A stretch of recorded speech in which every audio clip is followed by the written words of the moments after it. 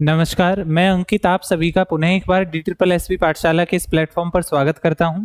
और आप सभी जानते ही हैं कि वार्डर के लिए जो है वो एक तरीके से हमारी प्रिपरेशन लगातार जो है वो चलती जा रही है। और आपका जो प्यार प्रेम है वो भी काफ़ी अच्छा एक तरीके से, यहाँ मैं कहूँ सराहनीय जो है वो देखने को जो है वो मिल रहा है ना। तो आज जो है वो मैंने आपको बताया था लास्ट क्लास के अंदर कि भाई हम जो है वो गद्यांश को समझने वाले हैं, गद्यांश जो है वो हल करने वाले हैं, क्योंकि 10 नंबर तो जो है वो अकेले हमारे किसके अंदर हैं, गद्यांश के अंदर ही हैं, ये बात आप जानते हैं। तो आज जो है वो हम गद्यांश को समझेंगे। हालांकि मैंने ये गद्यांश आपको पहले भी हल करवाया था, परंतु आज भी जो है वो एक बार समझते हैं चीजों को, है ना। गद्यांश जो है वो आज और हम करेंगे, उसके बाद हम पुनः जो है वो व्याकरण और आपके जो शब्द भंडार से संबंधित प्रश्न है उनको पुनः करना जो है वो प्रारंभ कर देंगे। तो भाई आज का जो गद्यांश है उसको हम देखते हैं। तो ये हमारा गद्यांश है और इसको पढ़ेंगे। देखो ज्यादा बड़े गद्यांश नहीं आते, परंतु थोड़ा सा आपको यहाँ समझना पड़ेगा। भाषा का प्रभाव जो है वो इनके अंदर देखने को हमें मिल जाता है। थोड़ी सी भाषा हमारी जो है इसके अंदर क्या रहती है, कठिन रहती है। हालांकि कठिन तो नहीं है, सरल ही होती है, जन साधारण की ही भाषा है, परंतु हम इतना उस भाषा का प्रयोग करते नहीं है, इसलिए हमें मुश्किल लगती है। चलो भाई देखते हैं, गद्यांश पढ़ते हैं। किसी बात की प्राप्ति केवल इच्छा मात्र से नहीं होती है ना। बड़ी अच्छी एक तरीके से गद्यांश बड़े अच्छे अच्छे जो हैं वो हमें देखने को मिल जाते हैं, और ये एक सीख भी देते हैं अगर ध्यान से आप इन्हें समझे। देखो भाई किसी बात की जो प्राप्ति है वो केवल इच्छा मात्र से नहीं होती। इच्छा मात्र यानी आपने सोच लिया कि हम तो वार्डर लग गए और लग गए, ऐसा कुछ नहीं होता। उसके लिए कर्म करना अनिवार्य है, कर्म आपको करना पड़ेगा। इच्छा मात्र से क्या होता, कुछ नहीं होता। केवल चाहने से नहीं होती, स्वाभाविक सी बात है, चाहने से नहीं होता, बल्कि उसके लिए अध्यवसाय करना पड़ता है, श्रम का वर्ण करना पड़ता है। घोर आपदाओं और संकटों से भी अपने कर्तव्य से विचलित नहीं होने वाला व्यक्ति ही विजयी होता है। घोर आपदाएं, कोई भी संकट आ जाए, कोई आपदा आ जाए, उस स्थिति में भी अगर कोई अपने कर्तव्य से विचलित नहीं होता तो वही व्यक्ति क्या होता है, विजयी होता है, वही जीतता है। वास्तविकता है, अच्छी बात। चलो भाई, संसार में जितने भी महान पुरुष हुए हैं उन्होंने प्रतिकूल परिस्थितियों से जमकर संघर्ष किया और धैर्य पूर्वक निर्भय होकर दृढ़ संकल्प के साथ कदम आगे बढ़ाते चले गए। सागर की गहराई से डरकर किनारे पर बैठे रहने वाले बौराहों के हाथ मोती कैसे लग सकता है। ये हकीकत बात है। जो इस बात से डर गए कि भाई हम सागर समुद्र के अंदर नहीं जाएंगे, इसकी लहरें इतनी तेज है, तो उनको मोती कैसे मिलेगा। साधारण सी बात है भाई, प्रयास जब तक नहीं करोगे सोचने से कुछ नहीं होना। तो ये हमारा एक गद्यांश था। अब इससे संबंधित प्रश्नों को जो है वो देख लेते हैं। मैंने आपको एक बात कही थी, गद्यांश जो है वो आपके, देखो जो मैंने लास्ट गद्यांश आपको करवाया उसके अंदर क्या देखा आपने कि जितने भी प्रश्न थे 5 के 5 प्रश्न कहां से थे, गद्यांश के अंदर से थे। परंतु बहुत सारे प्रश्न ऐसे हैं जो गद्यांश के अंदर से आते ही नहीं है ना। वो आप इसमें देख लेंगे। देखो भाई पहला प्रश्न, विजय का विलोम शब्द बताइए। अब इसमें देखो विजय की यहां चर्चा हुई और उससे संबंधित इसने क्या पूछ लिया, आपका विलोम शब्द पूछ लिया। आप साधारण सी बात है, विजय का विलोम होता है पराजय। ठीक, विजय का आपका विलोम क्या हो जाता है, पराजय। अविजय कुछ होता नहीं, प्रभाव नहीं, अजय नहीं। अजय का तो अलग ही व्यवस्था बन गई। यहाँ पर तो विजय का क्या, विजय का अजय, बताओ क्या समस्या बिगाड़ दिया, सत्यानाश हो गया। विजय का विलोम क्या हो जाएगा, पराजय। विजय का मतलब जीत, पराजय का मतलब हार, स्वाभाविक सी बात है। चलो भाई अगला प्रश्न इस गद्यांश का, कैसा व्यक्ति विजयी होता है। अभी चर्चा करी हमने। देखो कैसा व्यक्ति, किसी बात की इच्छा रखने वाला, बिल्कुल नहीं। उसने मना करा, क्या कहा उसने कि जो इच्छा रखेगा वो थोड़ी ना विजयी होगा।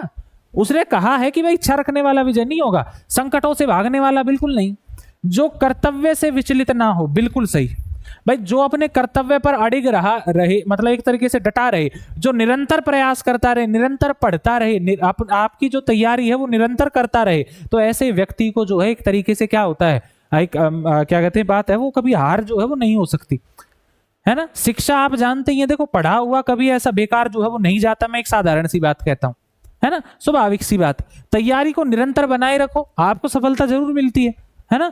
ये उत्तर होगा, किनारे पर बैठे रहने से ऐसा कुछ नहीं है। उसने पूछा था विजयी कौन होता है, तो जो कर्तव्य से विचलित ना हो वो विजयी होगा, स्वाभाविक सी बात। अगला प्रश्न भाई, प्रतिकूल शब्द में कौन सा समास है। समास से संबंधित प्रश्न आ गया। और समास मैंने आपको वैसे एक दिन मैंने चर्चा और करी थी।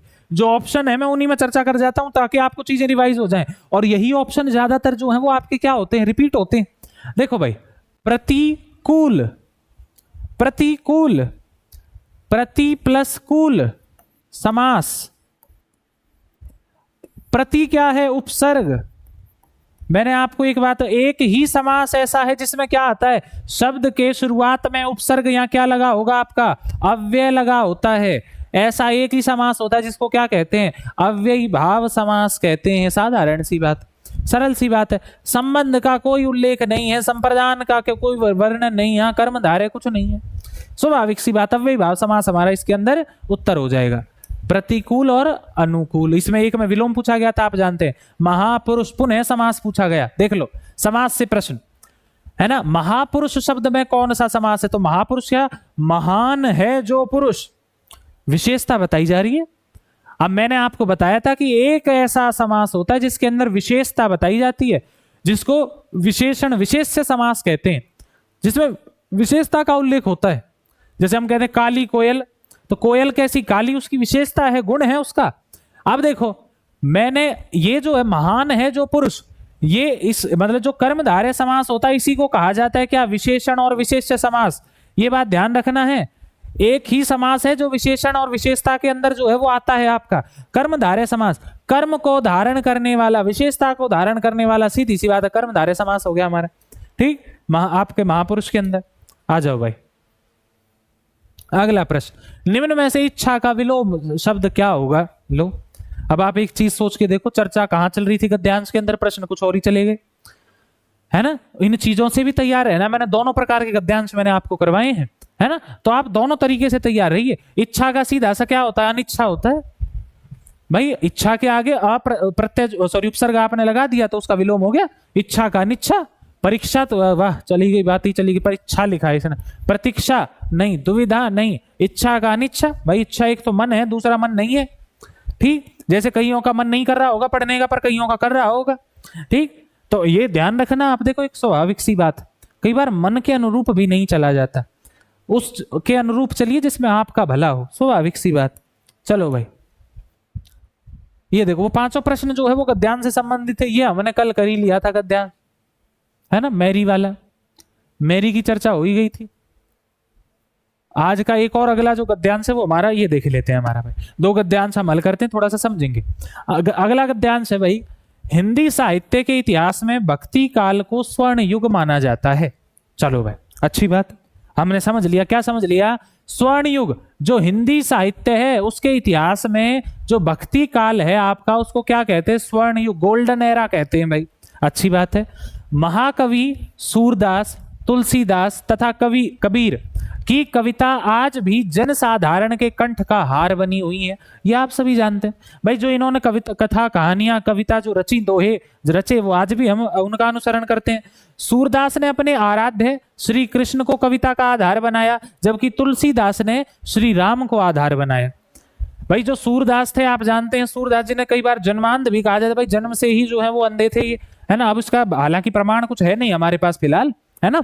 तो कई कहते हैं, तो सूरदास आप जानते हो इनकी ज्यादातर रचनाएं जो हैं वो किस रस के अंदर हैं, आपकी जो एक तरीके से, रस्ते को कहां दिमाग चला गया, मैं यहां चर्चा कर रहा हूं जो सूरदास हैं। सूरदास ने जो रचनाएं रची आप जानते हैं भगवान श्री कृष्ण के बारे में, उनके बचपन के बारे में, है ना। तो उनकी चर्चाएं करी हैं, श्री कृष्ण के बारे में करी हैं। और आप जानते हो तुलसीदास जी के द्वारा क्या लिखी गई, रामचरितमानस लिखी गई, अवधी भाषा में लिखी गई, है ना। जो किस पर लिखी, राम जी के ऊपर लिखी गई, स्वाभाविक सी बात है। परंतु आप जानते कबीर जो है वो निर्गुण भक्ति भावना के हैं।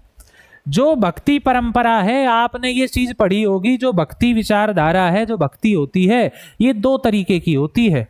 एक निर्गुण होती है, एक सगुण होती है। निर्गुण जिसमें ईश्वर का कोई रंग रूप आकार नहीं होता, है ना। और सगुण जिसमें ईश्वर का कोई स्वरूप होता है। आप जानते हैं हमारे में होता है भाई, है ना। जो इस्लाम धर्म है इसके अंदर निर्गुण ब्रह्म की पूजा है भाई, उसके अंदर कोई आकार होता ही नहीं, है ना। तो यहाँ पर जो कबीर जी थे वो भी कैसे थे, निर्गुण भक्ति की भावना जो है वो रखते थे। ये दोनों का विरोध करते थे बराबर, मुस्लिमों का भी, हिंदू का भी, है ना। सुनी आपने जरूर, इनके दोहे जो हैं वो जरूर आपने अवश्य जो है वो सुने होंगे, है ना। मुस्लिम धर्म के बारे में कहते, काकर पाथर जोड़ के मस्जिद लई बनाए, ताचड़ मुल्ला बांग दे क्या बहरा हुआ खुदाए। उनका भी उन्होंने बहुत एक तरीके से जो एक तरीके से इनके विरोध हुआ करते थे, मतलब एक तरीके से जो खराब चीजें थी उनका विरोध करा। ऐसे ही हिंदुओं के संदर्भ में भी इन्होंने कहा है ना। आपकी वो पत्थर पूजे हरी मिले तो मैं पूजू पहाड़, याते तो चाकी भली जो पीस खाए संसार, ऐसा भी उल्लेख मिलता है। स्वाभाविक सी बात है। तो निर्गुण आपकी परंपरा से थे। इन सभी में सूरदास अपना विशेष स्थान रखते हैं, है ना। महाकवि सूरदास का जन्म 1478 ईस्वी के लगभग माना जाता है। देखो इनकी एक तरीके से समय में समस्याएं हैं, जन्म कब हुआ, कहाँ हुआ, कई चीजें जो हैं वो एक तरीके से रह जाती। लगभग माना जाता है, लोगों की मान्यता है कि वे दिल्ली के समीपवर्ती गांव है सीही, वहां पर पैदा हुए। और सूरदास जी जो हैं वो सारस्वत ब्राह्मण थे।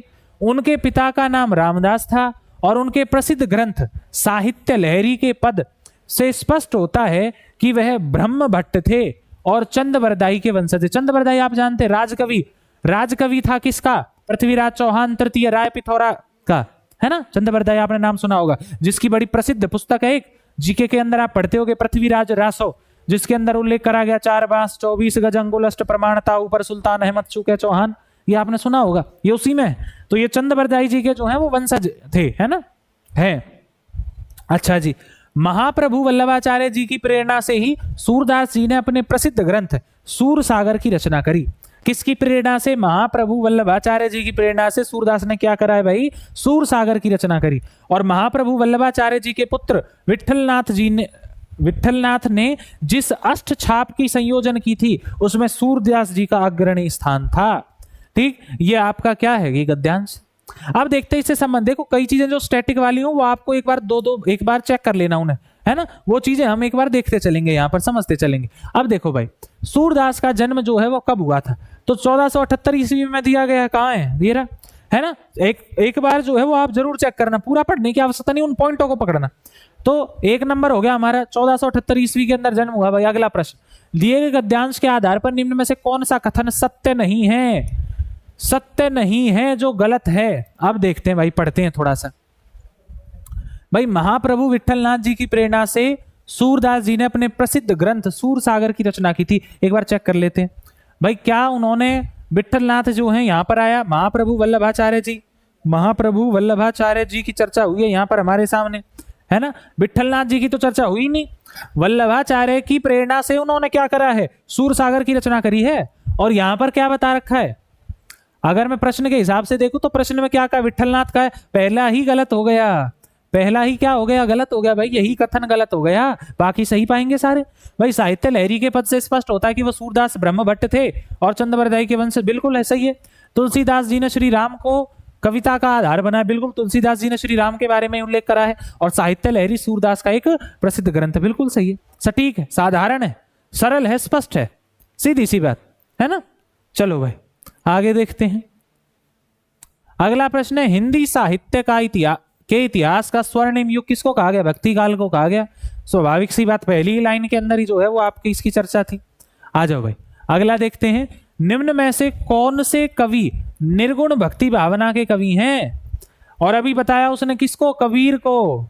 कबीर जो है वो निर्गुण भक्ति भावना के, जो किसी को आराध्य, मतलब उनके वो आकार नहीं बताते, वे मेरा प्रभु ऐसा है ना। उन्होंने सिर्फ आराधना की बात करी कि आप ध्यान करिए, तो वो निर्गुण परंपरा के हैं, तो कबीर जी हैं, इसमें सीधी सी बात है ना। आगे आ जाओ, सूरदास के ने किसे अपनी कविताओं का आधार बनाया है, तो आप जानते हैं सूरदास जी ने भगवान श्री कृष्ण के बारे में जो है वो रचनाएं रची हैं, तो भगवान श्री कृष्ण जो है वो इसका आपका उत्तर हो जाएगा। यहाँ पे देखिए मैंने आपको 2 गद्यांश जो हैं अभी आपके समक्ष जो है वो रखे हैं, 2 गद्यांश, हर एक गद्यांश जो है वो 5-5 नंबर का रहा। और अपने आप में मैंने आपको दोनों बताए कि गद्यांश देखो किस प्रकार से आए हुए थे। एक गद्यांश ऐसा आता है जिसमें से जो आपकी संपूर्ण जानकारी है वो उस गद्यांश से ही पूछी जा रही है।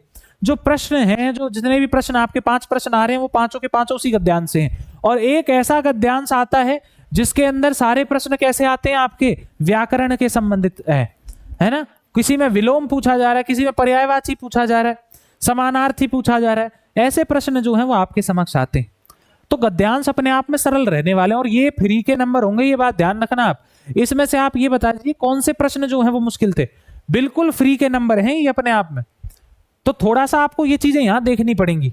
और एक चीज और समझें, देखो ये तो गद्यांश का भाग है, आप जानते हैं कि पुनः मैं एक बार चर्चा करने लग रहा हूं, गद्यांश के साथ में क्या है, आपकी व्याकरण है, और व्याकरण के साथ में है आपका शब्द भंडार। ये 3 चीजें हैं, और ये 3 चीजें जो हैं वो अपने आप में मिलकर कितने नंबर की हैं, 40 नंबर की। और मेरा मानना है गद्यांश 10 नंबर का आया, आपके 10 में से 10 ही आएंगे। थोड़ा सा बस आपको पठन कौशल, मैं कहता हूं पढ़ने का जो तरीका है उसको थोड़ा सही रखना और बड़े ध्यान से उसको पढ़ना।